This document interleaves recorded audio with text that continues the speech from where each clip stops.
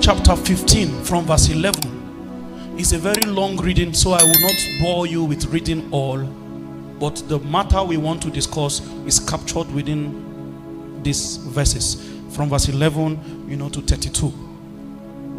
It is the parable of the prodigal son. There are very strange truths captured in that parable, and most times when we read it, we major on the fact that a rebellious child left home with resources, squandered it, and then in penury he came back home. Way beyond that narrative are subtle kingdom messages captured in that parable, which is part of the things I want us to contemplate on briefly. First of it is that Jesus was not mincing words when he said a certain man had 2 sons. The first thing contained in the context of that parable is that both of them are sons. One is not a son and another a servant. 2 of them are sons, so they are legitimate heirs to the wealth of that man. The second thing to consider is that when it's time for the son, please tell somebody by your side, son. I want you to say it so that you will never forget what I want to say now. He's a son.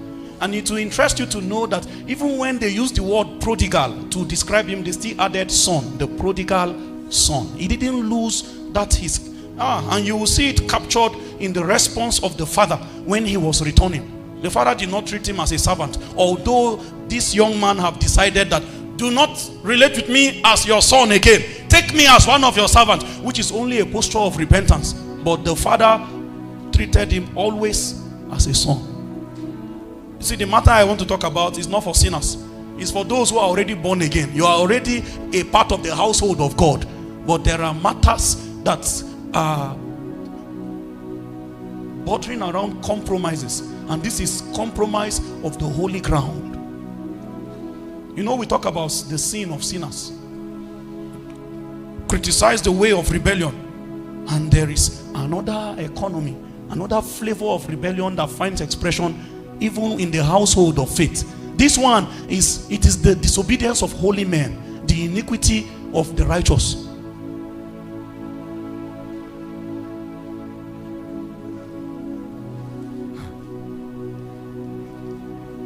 Number 3, the Bible said the younger son came to meet. Remember, younger, don't forget these particular things we're identifying. So although both of them are sons, there's one that is older than the other, and this one that is older, they said he was the one that remained. The younger one came to meet the father, and what was his demand? He said, give me my own share, my own portion of the inheritance. Hey, it brings me to my first lesson. As sons, you can negotiate with the father. As sons, you can negotiate, and the father can grant your will, even if it's not his perfect will. The fact that you are a son, you are entitled to negotiation. It was God that told Lot. He said, run to the mountains. Run, don't look back. Go to the mountain for safety. Guess what Lot told God? He said, the mountain is very far now. Why don't I just enter one of these small villages by this side? Guess what God told Lot? Oh yeah, enter. As sons, you can negotiate. And many times when you are negotiating, the things you are asking for are not as good as the instruction, the original instruction that guides the household of the father. As sons, God can say, marry as sons, you will say, but Lord, you see that Lord, you are the younger brother. You know that with the kind of ministry you have given me, I need somebody who can relate with people very well. And you know that as a minister, I'm not entitled to indulge myself in many pleasures of life. So at least you allow me get what I want. You know what God does to that kind of man? You say, go.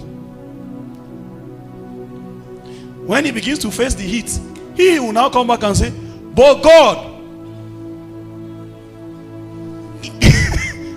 this is not what you told me.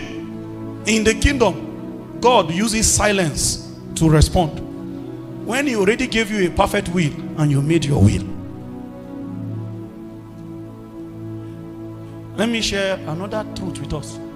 Anytime God gives you his position on a matter and you negotiated your way into another outcome, that outcome will lead you away from the master. So listen to that parable. The Bible said, when he has been given his lot, his share of the inheritance, this is a child that has stayed at home all along. The moment that thing enters his hand, it was that thing that led him into a far country. In the kingdom, there is a kind of structure God uses to keep us perpetually in tune and in tandem with him. And it is a structure of dependency. In the world, a person is considered matured to how independent he has become from any support system. They say you are matured now because you can now fend for yourself. In the kingdom, you are considered matured by how dependent you become. And so the elder brother is the one that could not leave home, because this is why they gave him more age, because dependency is factored into his nature. This younger one said, give me my own share. Just as many of us, you are tired.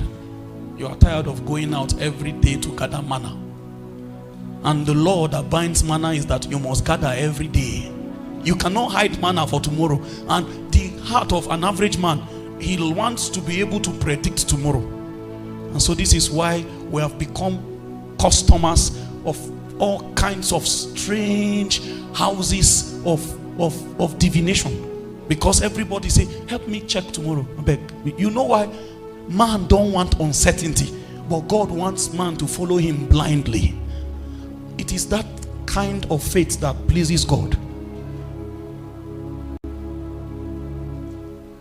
Many of us sitting here and listening to me, your challenge currently, the reason why you are now having this high blood pressure that you are currently facing, is that need to know tomorrow. You are trying to understand how will it work. You are trying to understand how will this thing work. So where will the help come from? As you are always restless, always challenged about those things, then your blood pressure begin to rise. There is a place in God, I told you last week, called rest. Rest.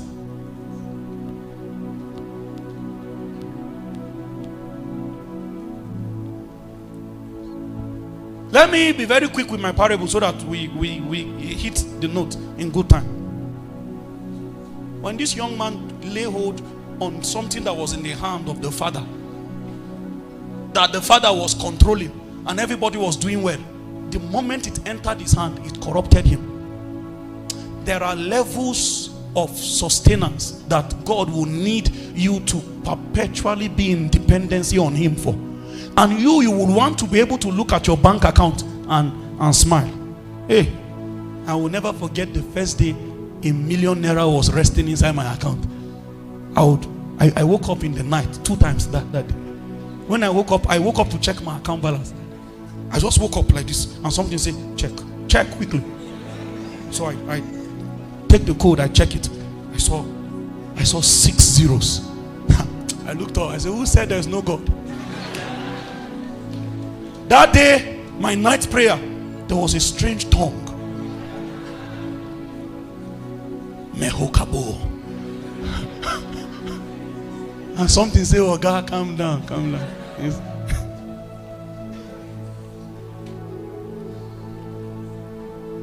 You know what happened? I realized that my heart, there is something inside me that I didn't know was inside me. For all the years of my expression, it took another level of reality to unveil that tendency hiding inside me. You know, you think you will give more when you have more. No, wake up. From that day, I found out that there was an ungodly desire. I say I can't go back to not, I must remain a millionaire. Listen, many legitimate need, people to help came, and I began to look for money to help them. I said, this one is to maintain the status that this is one of the, if they are counting millionaires, they don't count me, there will be a problem. Hey, I saw the corruption. I saw that you don't own money, money owns you. You know what I began to cry to God for? Give me that power that anybody that will possess wealth must have. It's called the power to get wealth. Because without that power, mammon will bring you to your knee. Who was waking me up 2 times in the night? Mind you, that 2 times I woke up in the night was equivalent to night prayer too. Because I woke up because of him. And so everything I've done is a sweet smelling savor. It's a symbol of worship to that spirit. Because my affection, the night is sleep, and sleep is sweet. And since anything is strong enough to truncate sleep, it's worship. Mammon received 2 doses of prayer time. And the heavens say, just 1 million. One. See you. I stood in front of the mirror when the message became clear that you have changed. I was looking at the mirror. You know, you need to tell yourself the truth. One day, when you want to bath, just stand in front of the mirror. Only you. Look at yourself. Say, what is your problem? Why don't you want to serve God? The person you are seeing there, you will see the flesh. He will stand like this, unrepentant. You say, what is the Oh, I talk to myself. There was one day somebody did something, I was angry. I was about to take my bath. So there's this mirror inside my bathroom. So I stood, I said, Bob, what are you angry about?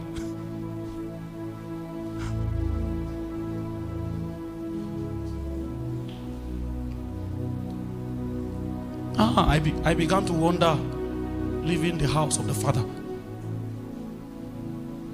You know what the reply of the father to the elder brother was?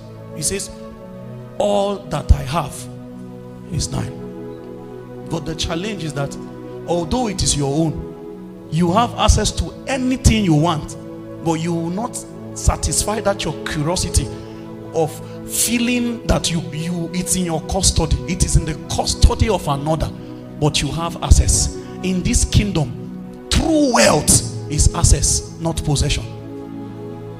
The ability to have that access is where your wealth is. So, commensurate to every challenge is your capacity to withdraw from the bounty of the Father. You can never exhaust the Father. Before any challenge comes, many of you, this is the source of your restlessness. You want to be able to satisfy curiosity. You want to look upon your storehouse and say, my soul, eat and rejoice. And the last man that said that, there was a reply that came for him. They say, there are only 2 people they call fool in the whole of the Bible. He is one of them. They say, you fool.